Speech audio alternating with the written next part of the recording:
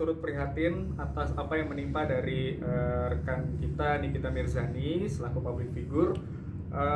Jika saya dimintai pendapat terkait dengan kasus yang menimpa saudari Nikita Mirzani, pasal yang dikenakan ataupun yang disangkakan oleh pihak penyidik ialah pasal 310 dan 315 Kitab Undang-Undang Hukum Pidana, yaitu terkait dengan pencemaran nama baik.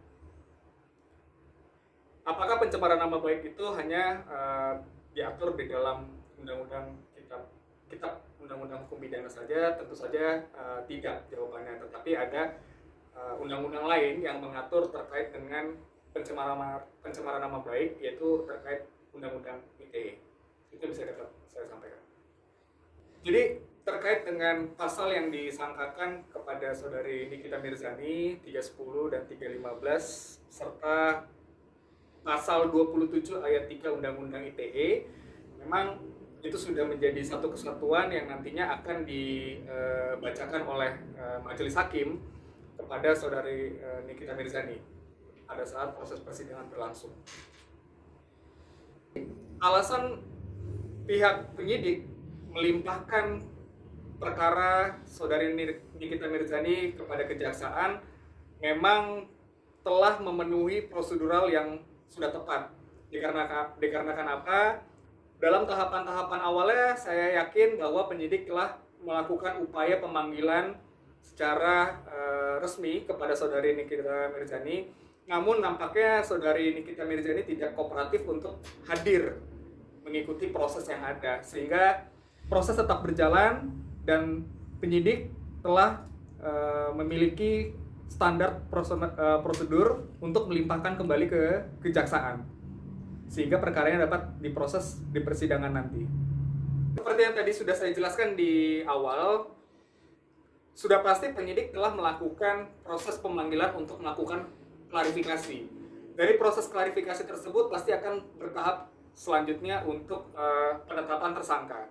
Dalam dua proses tersebut saja, saya memiliki keyakinan penyidik telah melakukan seluruh proses yang ada dengan benar, sehingga mereka bisa melimpahkan kepada kejaksaan atau di dalam istilah hukum melakukan tahap 2 untuk melakukan penahanan terhadap saudari Nikita Mirzani.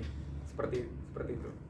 Jadi apabila seseorang tidak hadir dalam proses klarifikasi, dalam memberikan keterangan ataupun bahasa awamnya klarifikasi, proses hukum akan tetap terus berjalan. Karena apa? Tidak mungkin apabila seseorang yang tidak kooperatif, maka proses hukum akan berhenti.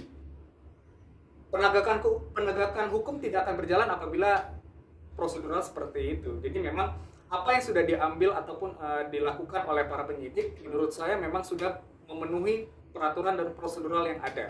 Itu cukup jelas kok diatur. Baik, terkait dengan penangguhan penahanan, menurut pandangan saya selaku praktisi hukum, penangguhan penahanan itu harusnya dilakukan saat awal, di mana proses masih dilakukan penyidikan dan penyelidikan. Apabila melakukan permohonan penangguhan penahanan untuk saat ini, menurut saya itu sudah sangat terlambat. Karena apa? Seharusnya itu dilakukan di saat proses penyidikan dan penyelidikan kemarin, begitu. Makanya sangat-sangat disesalkan sekali saat itu saudari Nikita Mirzani tidak kooperatif dalam proses hukum yang sedang berjalan, karena itu sangat merugikan diri Nikita Mirzani sendiri. Itu yang bisa saya sampaikan. Klasifikasi dalam pencemaran nama baik ini mungkin yang dapat saya sampaikan kepada masyarakat secara bahasa yang sederhana ialah apabila seseorang melakukan postingan yang dimana postingan tersebut dapat dilihat dan diakses oleh masyarakat luas atau siapapun yang sebanyak-banyaknya orang yang melihat postingan tersebut. Di dalam postingan tersebut seseorang itu mencantumkan foto, kemudian menulis misalnya orang ini adalah pencuri tanpa didukung ataupun didasarkan oleh fakta-fakta lapangan yang ada.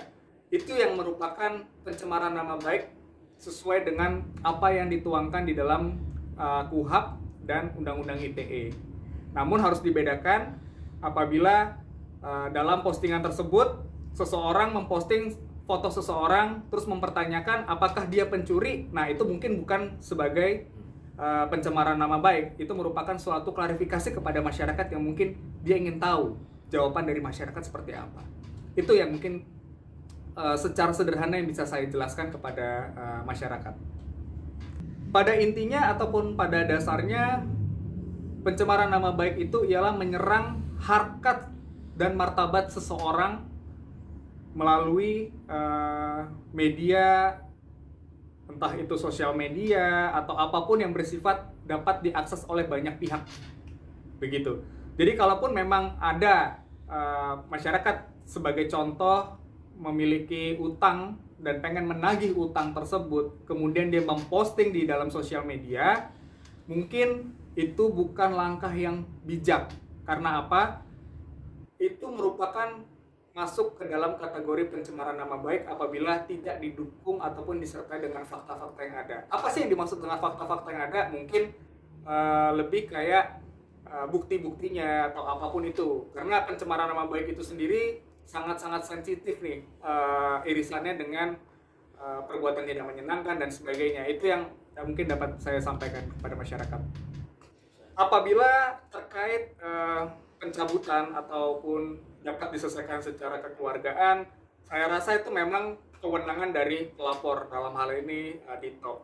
Hal itu mungkin dapat dilakukan seharusnya saat sebelum semuanya sejauh ini, atau misalnya mungkin secara umum atau secara awam saya jelaskan belum dilimpahkan ke kejaksaan.